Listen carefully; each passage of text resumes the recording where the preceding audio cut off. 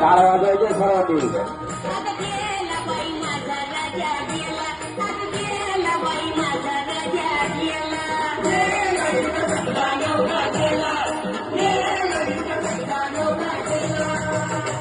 राती खाल्लं इंग्लिश अंड खाऊन झाला थंड म्हटले खाय थोडा श्रीखंड आणि त्यानं हात पाय केले बेंड.